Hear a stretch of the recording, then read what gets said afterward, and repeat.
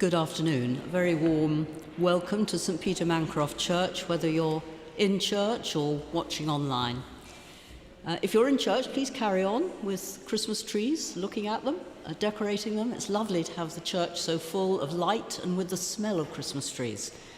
Makes a proper Christmas somehow.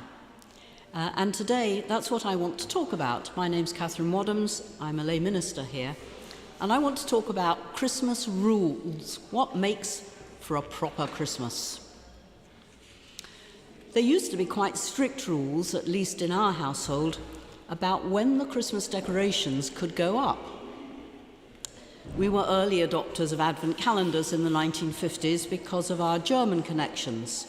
I didn't always understand the messages. There were never any chocolates, of course, in those days. And that was meant to be enough, the Advent calendar, to get us through to Christmas Eve when the decorations went up. I suspect that this was linked to the fact that my mother taught full-time, so didn't have the time or the energy before her term ended.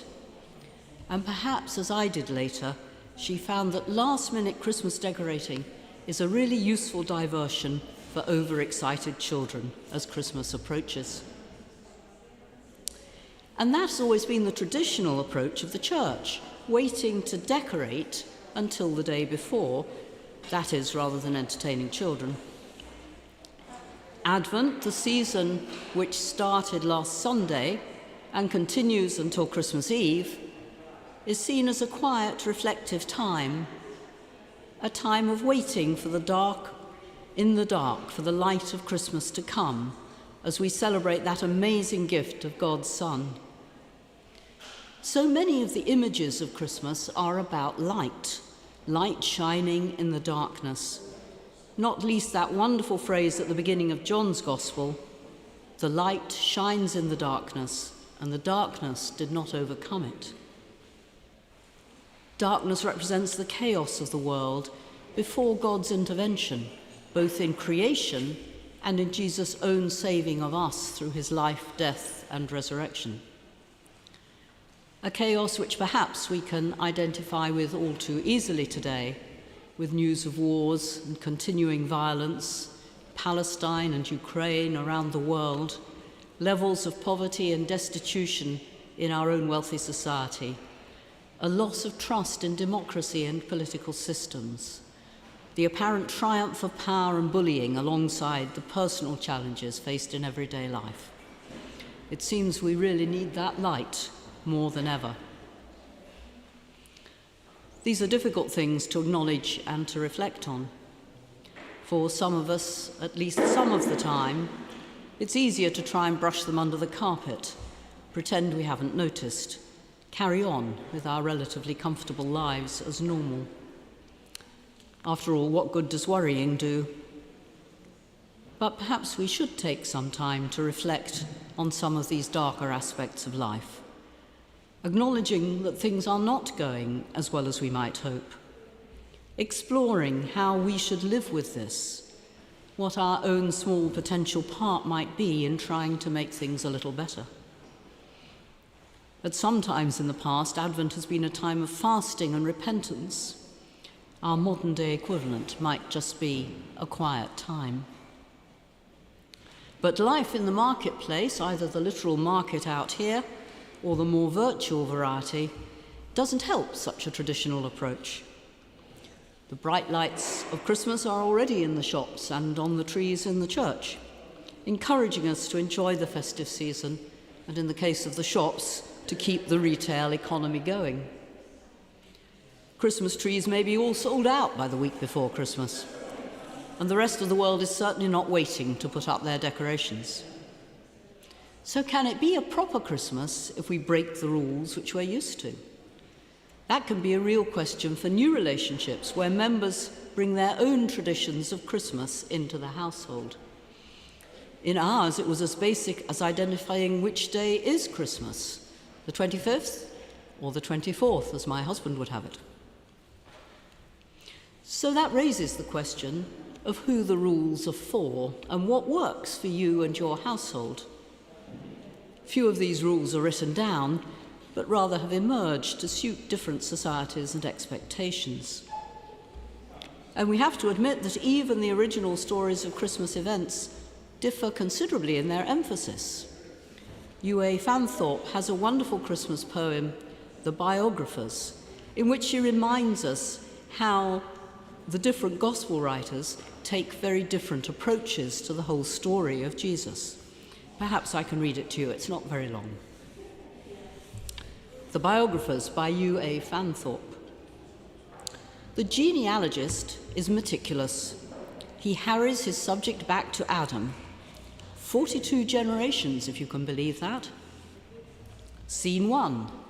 The playwrights weigh in, smack in the middle of a river, enter a man wearing camel's hair and chewing insects. The novelist deploys more characters than Cecil B. DeMille.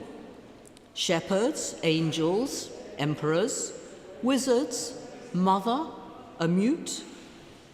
He keeps the hero up his sleeve for later. Babies, bit players, aren't part of the mystic's agenda. He starts with a plom and a metaphor. The subject himself? A man not much given to writing things down. Once he scraped a message on the ground with a finger. No one seems to have noticed. If they did, it was soon scuffed out. And there are, of course, pros and cons of different approaches to our own Christmas rituals. I enjoy continuing my mother's tradition of making the Christmas puddings on Stir Up Sunday about 10 days ago and taking them to share with my daughter and her family at Christmas itself. The recipe is popular and Anne has it, so she can take over in due course, though I have to admit that my mother got it from a Sunday paper rather than inherited it from her Lincolnshire mother. But Anne has introduced new traditions, especially as regards stockings on Christmas Eve, which are fun to embrace too. But I do find if I start Christmas too early, I am fed up with it by late December, and the Christmas tree starts dropping its needles well before Twelfth Night, when another rule dictates that it's unlucky to leave decorations up after the 5th of January. We may all be rather tired of mince pies by the time we get to the end of the church's Christmas season in late January. Whatever the rules in your household, you might enjoy a quiet time, if you can find it, before Christmas. Just an hour or half a day to help focus your own appreciation of that amazing Christmas story. While Jesus does shine in the darkness of the world and is not overcome by it, God is also within that darkness. Huub Oosterhuis, the Dutch theologian and political activist, put the paradox like this. Again and again, prayer is not knowing who God is, calling him by weak and questionable names. But he is not our names, our words. He is not what we think he is.